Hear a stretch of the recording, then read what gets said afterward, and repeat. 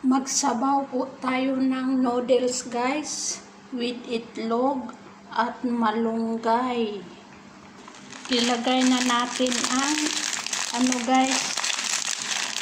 noodles. Ito na ang noodles guys. Atong ilunod.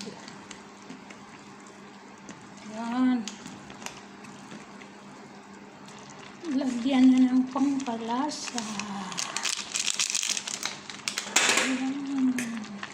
Yung lagay na natin ang malunggay. Tapos i-transfer natin ang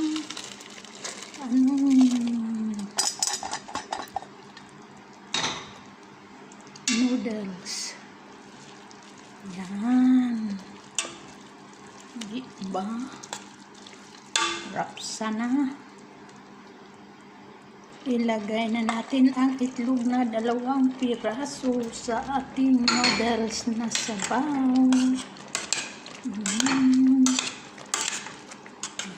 Ayan, mamay na.